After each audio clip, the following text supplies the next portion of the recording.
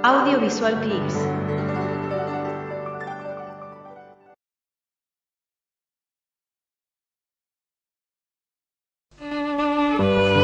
Hablaremos esta noche de El cuerpo de Alejandro Magno. En la primavera del 323 a.C., Alejandro gobernaba un imperio que se extendía desde el Danubio en Europa hasta el Himalaya en el norte de la India. Bueno, se exagera un poco, pero bueno. Por esos tiempos andaba en Babilonia, que entonces era la capital del imperio.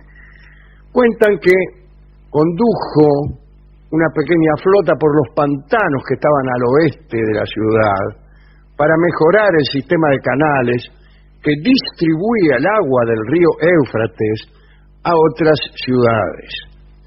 Hacía un calor insoportable y dicen que la cantidad de mosquitos era espantosa y que Alejandro tal vez se contagió la malaria. Una vez de vuelta en Babilonia, Alejandro participó de unas juergas y unos bailongos y brindó mucho en homenaje a su compañero Medio de Larisa y se desmayó al sentir unos punzantes dolores en la espina dorsal y en las articulaciones. En medio del susto general y de su susto particular también, fue conducido al aseo real, donde durmió junto a una pileta, porque ya tenía fiebre.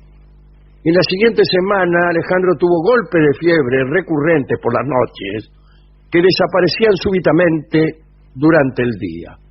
Pero los episodios de fiebre pronto se volvieron más intensos y se supo que peligraba su vida. Muchos pidieron desesperadamente la entrada al palacio para verlo, para escucharlo, porque estaban preocupados ni más ni menos que por la sucesión. Y Alejandro no pudo decir mucho porque emitía un débil susurro. Hola, ¿qué tal? Sí. Cuentan que le dio su anillo de regente a Pérdicas, un comandante macedonio de caballería. Otros compañeros le preguntaron: ¿a quién legas tu reino?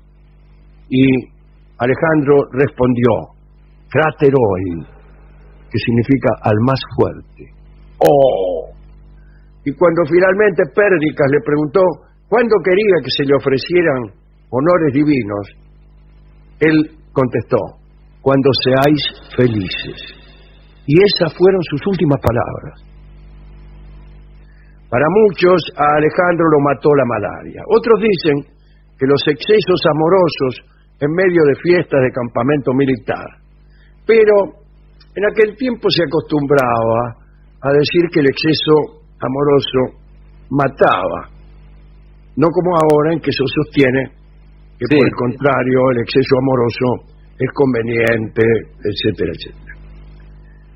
La verdad es que no se sabe bien. La cuestión es que esa muerte provocó un desastre que empezó con la lucha por la sucesión. Se dirimía quién iba a mandar en el imperio macedónico y empezaron una serie de líos bastante habituales cuando muere un líder aglutinante. Los grandes generales de distintas regiones, que eran conocidos como los diádocos, se dispusieron a librar una lucha a muerte por sucederlo. Si bien Alejandro dejaba a una compañera, Roxana, embarazada de su hijo y legítimo heredero, lo cierto es que faltaba mucho para que el hijo fuera el más fuerte. Lo primero que ocurrió con el cuerpo de Alejandro es que se volvió reliquia. Dispensaba, según decían, poderes sobrenaturales, pero lo más importante, poderes políticos. Porque se entendió que aquel que poseyera su cuerpo tendría la legitimidad, como guardián de lo que quedaba del conquistador, de proclamarse heredero único y garante del imperio que había dejado Alejandro. Encima apareció un tipo, Aristandro de Telmesos, que dijo que los dioses le habían revelado que la tierra que recibiera sus restos gozaría de la máxima felicidad y nunca sería destruida. Aquellas palabras proféticas no hicieron sino confirmar a los temibles diádocos la importancia de hacerse con el control de los despojos de Alejandro. Pérdicas, comandante de la caballería de Alejandro y regente de los macedonios, decidió que debía ostentar el control del cuerpo y trasladarlo a Macedonia. La mamá del propio Alejandro, Olimpia, así lo había pedido también, ¿no? Por lo cual Pérdicas empezó a organizar los trabajos de cara al traslado del cuerpo desde Babilonia.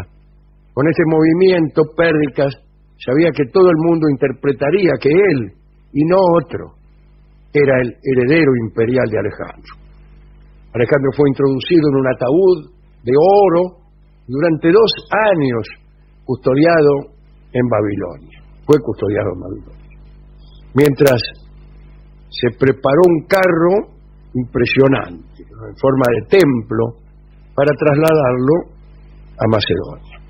El carruaje fúnebre, según parece, era gigantesco, armado con columnas jónicas, cubierto de oro y decorado con pinturas que representaban a Alejandro y su ejército. Era tan grande que se necesitaban 64 mulas para moverlo. Y empezó el lío. Otro de los diádocos, Ptolomeo, que mandaba en Egipto, tenía planes alternativos para el cuerpo de Alejandro. En principio no quería que aquel carro llegara a Macedonia. Ptolomeo, al igual que Pérdicas, era consciente del poder simbólico que le daría controlar el lugar de enterramiento, que para Ptolomeo debía ser Alejandría, ¿no? Antes de que el cadáver comenzara su viaje a Macedonia, Ptolomeo entró en tratos con Arrideo, el oficial al mando de la comitiva fúnebre. Desde Egipto, Ptolomeo conoció el itinerario de la expedición y ordenó o sobornó a Arrideo que una vez que llegase a Siria pusiera rumbo a Egipto, metiera para atrás y vamos a Egipto. Arrideo, no para atrás, sino a la izquierda. Arrideo así lo hizo. Y después de avanzar un poco el carro, fue rodeado por una tropa egipcia muy fuerte. Una semana después, Pérdicas recibió noticias de ese movimiento y al instante envió un grupo de sus mejores jinetes para arreglar aquel lío. Confiaba en alcanzar al carro antes de que llegara a las fronteras de Egipto.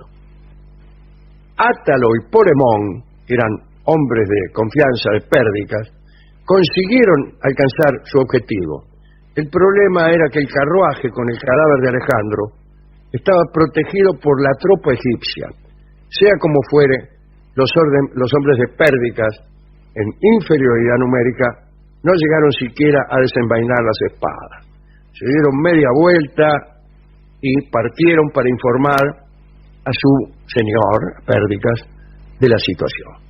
Hay una versión que escribió Claudio Eliano que es más interesante. Dice que Ptolomeo había hecho fabricar una estatua de Alejandro a la que adornó con ropajes reales y magníficos sudarios. Después metió aquella estatua dentro del carro fúnebre y trasladó el muerto verdadero a un carro sin pompa, un carro palumque, ¿no? Sí. Pero mucho más rápido, y lo envió a Egipto por caminos ocultos y poco transitados. De esa forma, aunque Pérdicas se hizo con el carro en forma de templo, tardó en descubrir que ya no contenía el cadáver del conquistador macedonio, sino más bien una estatua. Sea como fuera, el robo de Ptolomeo fue exitoso. El cuerpo de Alejandro, ya en Egipto, fue trasladado a Memphis, no a Alejandría. Memphis es la más antigua capital, o una de las más antiguas capitales de Egipto, ¿no? Y probablemente ahí fue enterrado en el sarcófago de Nectanebo II, que fue el último faraón propiamente egipcio.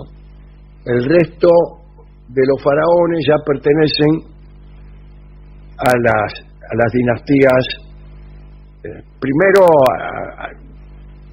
a los que vinieron después de la invasión de los persas, de Cambises, y después a las dinastías justamente de los Ptolomeos, dinastía a la cual pertenecía, por ejemplo, Cleopatra. Pero esos no eran egipcios verdaderos.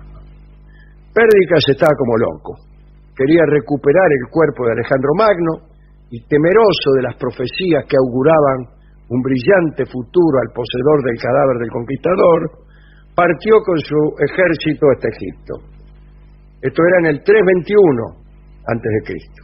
Y Pérdicas se lanzó con todo sobre las tierras de Ptolomeo, dando comienzo así la primera guerra de los diádocos, esa sucesión de conflictos por los despojos del imperio de Alejandro.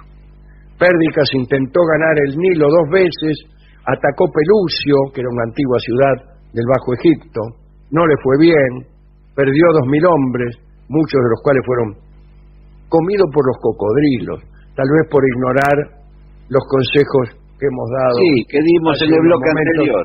Sí. Para enfrentar a estas bestias. Incapaz de derrotar a Ptolomeo y en retirada, Pérdicas no encontró perdón. Lo asesinaron en un atentado llevado a cabo por 2 de sus oficiales, Peitón, el sátrapa de Media, es decir, un persa, ¿no? Y Seleuco I Nicátor, jefe de su propia caballería. Bueno, Ptolomeo respiró tranquilo, se había asegurado la posesión del talismán que representaba el cadáver de Alejandro, y la suerte lo acompañó. Acabó fundando una dinastía que gobernó Egipto durante varios siglos, hasta que apareció Octavio, que anexionó aquellas tierras en el 31 antes de Cristo, justamente después del paso por allí de Julio César, la seducción de Cleopatra por César y luego por Marco Antonio, y finalmente la aparición de Octavio, después llamado Augusto, que fue el primer emperador de Roma. Ptolomeo IX, uno de los últimos sucesores de Ptolomeo I, reemplazó el sarcófago de Alejandro por uno de cristal, y fundió el oro del original para acuñar monedas y saldar deudas externas que surgieron durante su reinado. Los ciudadanos de Alejandría se mostraron horrorizados por esto, y poco después Ptolomeo IX fue asesinado.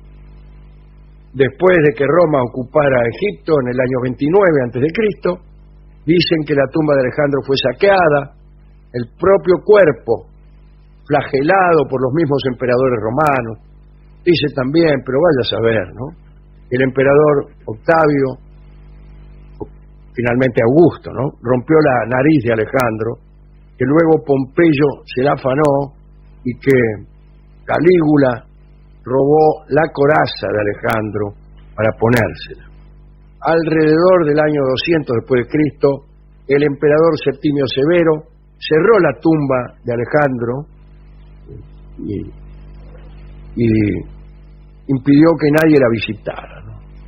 Bueno, solo dejó pasar a Caracalla, que era su hijo y sucesor. Caracalla fue el constructor de las termas de Caracalla, que hemos visto varias veces. Bueno, sí, señor. Porque parece que Caracalla admiraba mucho a Alejandro y visitó la tumba varias veces. Después, los detalles sobre el destino de la tumba son confusos y nada se supo más sobre su cuerpo.